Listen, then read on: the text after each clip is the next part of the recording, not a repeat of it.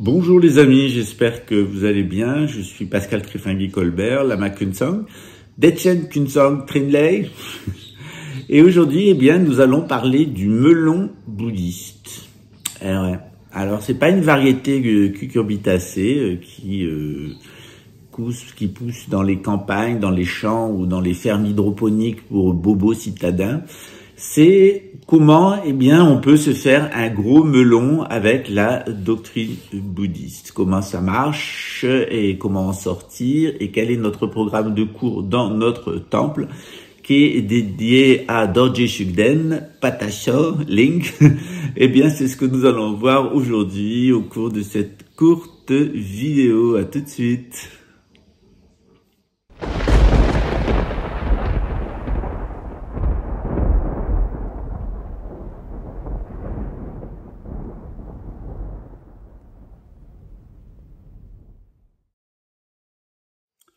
Alors d'abord, qui est Dorje Shugden? Vous savez, dans notre temple, on tourne autour des arts du spectacle, donc on fait des blagues. Pour me moquer de la théorie de la conspiration, j'ai construit 2 pièces de théâtre qui s'appellent « Ça conspire à Zion ». Pour me moquer des Français, j'avais écrit une pièce qui s'appelait « Importado » et une seconde qui s'appelait « Integrado ». Alors c'est des pièces que j'ai écrites, c'est des petits plaisirs d'hommes riches, c'est des petites pièces de théâtre que j'ai écrites pour mon plaisir personnel et que je joue devant un public d'amis qui se tordent de rire. Ça n'a pas de finalité commerciale, ça a juste comme finalité de m'amuser. C'est comme ces vidéos en réalité, et comme ce temple, c'est qu'un amusement. Mais c'est un amusement qui porte des fruits. Quand vous allez au théâtre et que vous vous amusez, que ça vous plaît, que ça vous fait du bien, que ça vous change les idées, c'est à ça que ça sert. Ça sert à se divertir. Et puis souvent, du côté subtil, du côté de notre mémoire, les films qu'on a vus, les pièces de théâtre qu'on a vues, les beaux moments qu'on a passés, ils créent une imprégnation. Et cette imprégnation, elle est extrêmement importante dans le bouddhisme. C'est ce qu'on appelle le mental subtil. Vous savez qu'il y avait un mental grossier et un mental subtil. Aujourd'hui, je vous l'apprends. Alors, comment ça fonctionne? Dans le bouddhisme, nous avons 3 corps principaux. On n'a pas qu'un corps physique. Aussi moche ou aussi beau soit-il. Ce corps physique, on l'appelle le Nirmana Kaya, comme sur la petite représentation. Ensuite, on a ce qu'on appelle le Shambhoga Kaya, c'est le corps de jouissance, c'est avoir une vision juste de soi. Voilà, généralement, c'est ce qu'on fait en étudiant son thème astral. Quand je vais faire votre thème astral, Sinarchik, je vais vous parler de votre Shambhoga Kaya pour que vous ayez la vision la plus juste possible de vous-même à partir de vos conditionnements, positifs comme négatifs. Et puis, il y a le Dharmakaya, le corps de la loi. Et ce corps de la loi, c'est la vision juste que nous avons du cosmos. Or, à notre époque, c'est très difficile de fonctionner avec des occidentaux parce qu'on a des gens qui sont décentrés, ils ne sont plus au centre de leur environnement et qui sont désaxés. Il n'y a plus de verticalité. Les occidentaux sont complètement désorientés, désaxés et décentrés. Tout d'abord, au niveau du Dharmakaya, de la vision du cosmos et de la vision des lois cosmiques et de l'axialité, d'être bien droit, les occidentaux, ils sont complètement tordus. Oh ouais, mec, ça va, les petits... Voilà, il y a un manque de rectitude chez les occidentaux. Ils sont un peu dans le sens du déterminisme historique, sans comprendre trop, avec des résistances quand il y a des événements nouveaux qui arrivent. Donc ils sont tout le temps en train de résister au progrès, tout le temps en train de vouloir que ça s'accélère, penser à demain. L'occidental, c'est un désorienté, c'est un désaxé, c'est un décentré. Pourquoi? Parce que depuis la Renaissance, on s'est habitué à ne plus voir le soleil comme se levant à un point, tournant et allant de l'autre côté.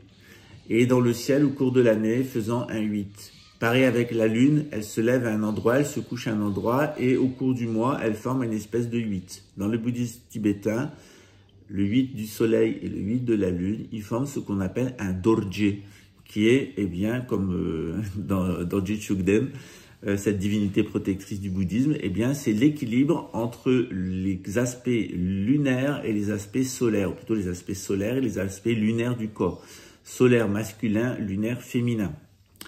Dans certaines traditions, c'est le contraire. C'est le solaire qui est féminin et c'est le lunaire qui est masculin, notamment en hébreu. Donc on joue avec ça dans le bouddhisme, selon qu'on soit nomade ou sédentaire. On va jouer avec les 2 nerfs subtils qui sont de chaque côté du corps, solaire et lunaire, pour travailler sur l'axe central, Sushumna Nadi, dans le corps. Il y a Ida et Pingala et Sushumna Nadi, où s'inscrivent les mémoires, les conditionnements. En travaillant sur ces nerfs subtils, on va en garder un, et puis l'autre, on va le rétracter à l'intérieur du canal central, et on va effacer toutes les mémoires pour sortir des conditionnements, sortir du péché. Bien, les Occidentaux, ils voient plus du tout ça. Ils voient la Lune qui tourne autour du Soleil, la Terre qui tourne autour du Soleil, ils voient la Lune qui tourne autour de la Terre, et ils n'arrivent plus à percevoir ces mécanismes à l'intérieur d'eux. Il y a un décrochage. Et quand ils vont essayer de comprendre ce qui se passe à l'intérieur d'eux, ils vont s'intéresser qu'au mémoriel, c'est-à-dire la nature mondaine et pas la nature Bouddha. Ils vont se penser complètement déconnectés de la nature, et les Occidentaux, en règle générale, vont s'intéresser à la psychanalyse freudienne pour comprendre les mécanismes psychologiques et au New Age pour comprendre les souples subtils, etc., ce qui se passe derrière.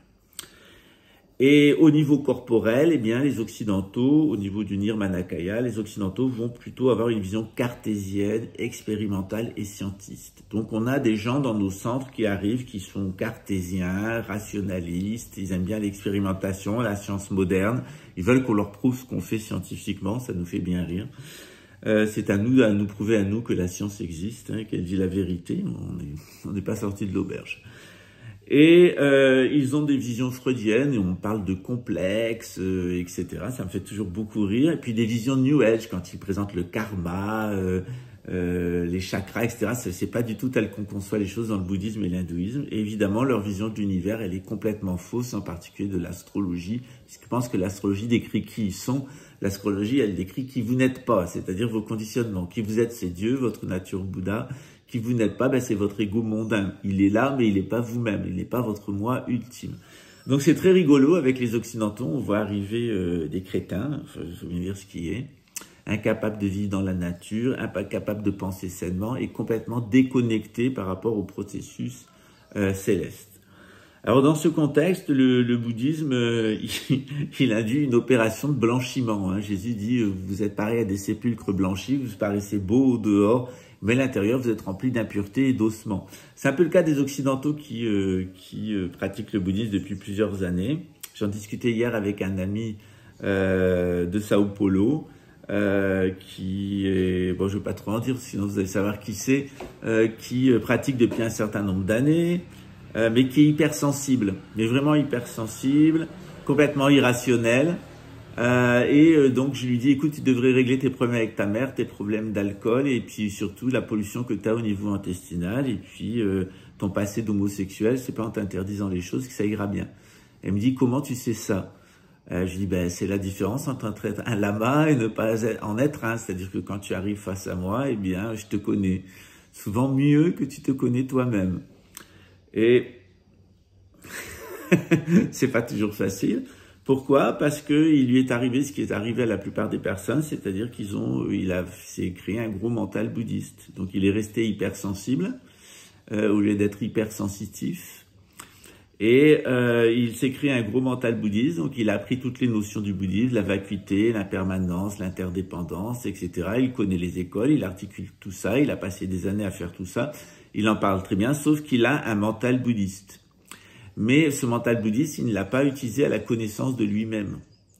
Et pire encore, il vit dans le système moderne, il va voyager, il va prendre l'avion, il va aller à des endroits. Et je lui dis, dans tes vidéos, t'es pas un bon exemple du dharma. On voit tes problèmes intestinaux, on voit ton problème avec ta mère, on voit que tu t'emmerdes, on voit ton manque d'épanouissement sexuel. Franchement, tu donnes pas envie, quoi. Moi, j'ai plutôt envie d'aller chercher un godemiché et puis te goder un bon coup pour que ça te sentir hurler et que la joie revienne, parce que je préférais te voir homosexuel et épanoui, quitte à être une folle hurlante, plutôt qu'avoir eu un blanchiment avec des interdictions dans le bouddhisme. Alors peut-être c'est à toi de voir, mais tu peux aussi conjuguer les deux, c'est-à-dire que ce dont tu as besoin, c'est un éveil de Kundalini. Tu es prêt, mais cet éveil, il faut vraiment que tu le travailles pour te libérer de tout ça. Et c'est exactement ce qu'on fait dans notre centre. On n'utilise pas des godemichés, vous inquiétez pas. Encore, si vous voulez en utiliser, vous en utilisez. On n'a absolument rien contre dans notre tradition, puisqu'on est dans une tradition tantrique.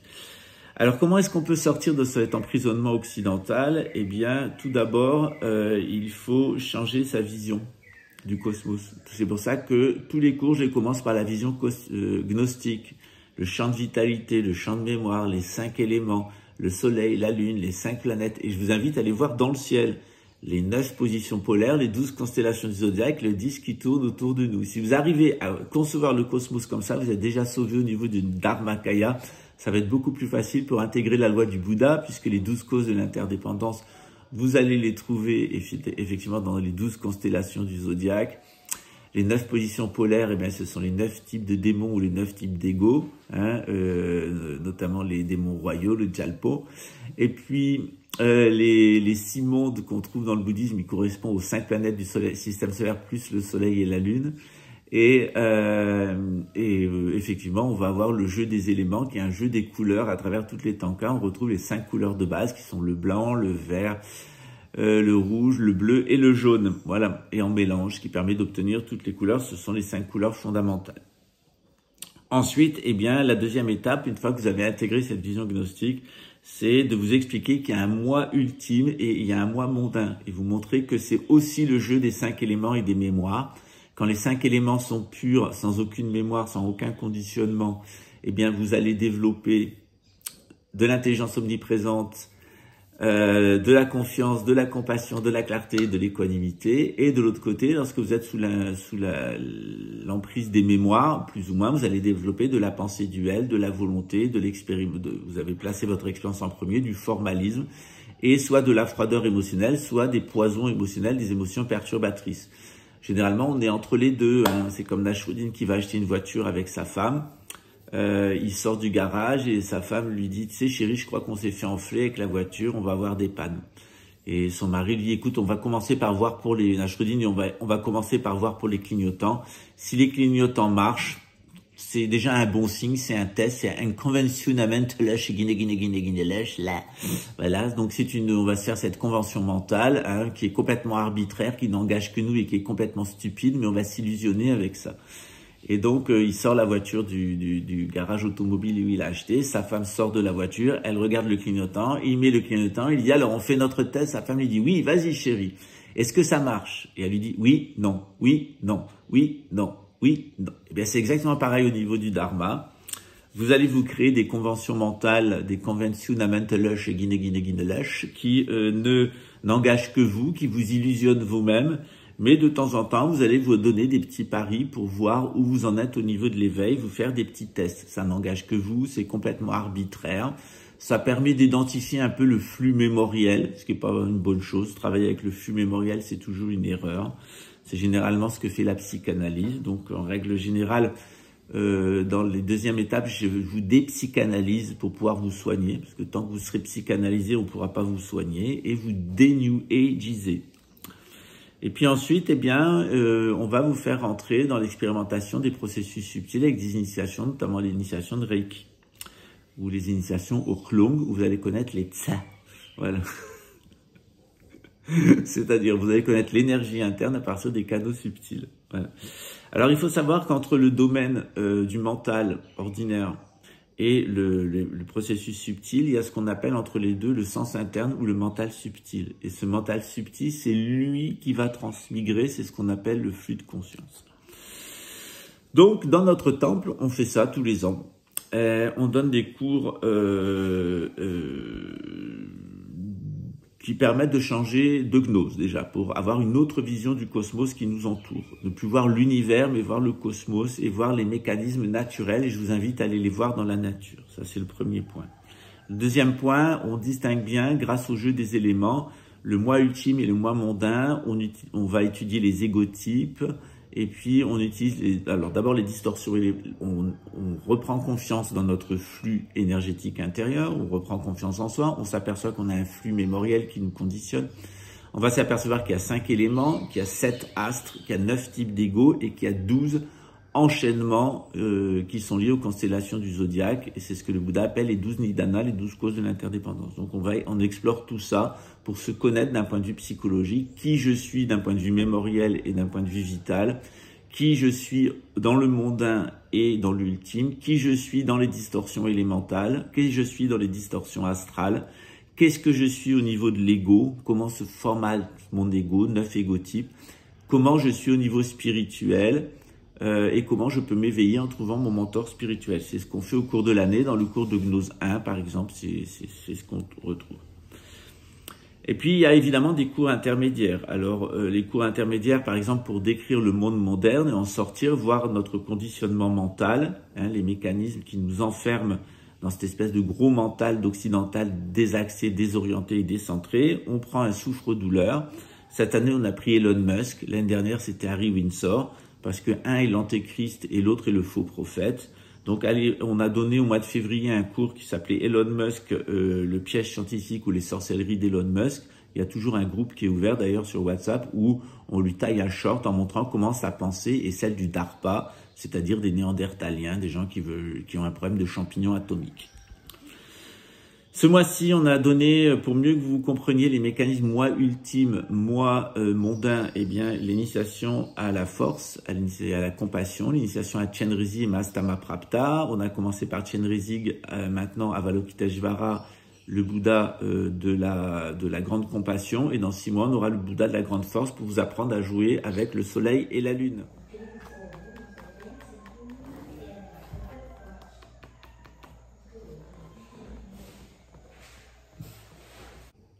Soli lunaire. Chenrezig, la compassion complètement lunaire. Et puis Mahastamaprapta, la force complètement solaire. On peut aussi inverser, on peut dire Chenrezig complètement solaire, il éloigne la lumière, et Mahastamaprapta complètement lunaire, il stimule la vitalité. Voilà, il y a toujours des allers et retours dans le bouddhisme.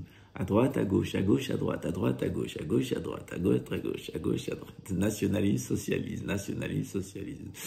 Voilà, tout le temps, on est enfermé dans ça. Il faut trouver la voie du juste milieu, c'est la synarchie, c'est-à-dire la monarchie. Évidemment, le mois prochain, non c'est ce mois-ci, d'avril, on va le 30 avril étudier la connaissance de la transmigration. Donc je vais vous expliquer comment ça se passe après la mort dans le christianisme, dans l'hindouisme et dans le bouddhisme. Le christianisme et l'islam, ça se passe de la même façon, le judaïsme aussi. Vous allez comprendre d'ailleurs pourquoi les juifs sont bloqués dans la sphère saturnienne, pourquoi la Kaaba c'est un cube, etc. Et vous allez voir qu'une fois de plus, les conspirationnistes vous racontent à peu près n'importe quoi. Voilà, c'est normal, vous avez 3 stages de désaxement, de la désorientation et du décentrage occidental.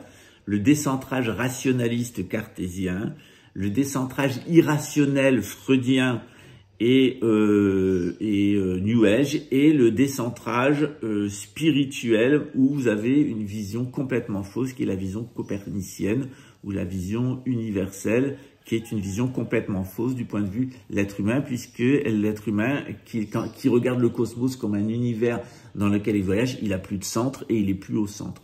Donc décentré, complètement décentré, l'occidental, désorienté, plus aucun accès à aucune tradition spirituelle, complètement irrationnel, et désorienté et désaxé, c'est-à-dire complètement perdu dans son hypersensibilité, dans ses propres problèmes. La plupart des gens ont sur leur gueule leur mal-être et leur maladie. Voilà, alors essayez de faire un joli visage, on est en bonne santé, on n'a pas de problème psychologique, c'est ce qu'on appelle un Bouddha. Et vous en pensez quoi? Vous continuez à faire la gueule et vous faire du botox et cacher derrière un ego vos blessures narcissiques, ou vous voulez atteindre l'épanouissement et la joie d'être un Bouddha parfaitement réalisé? C'est à vous de choisir. À bientôt, ciao mes cocos.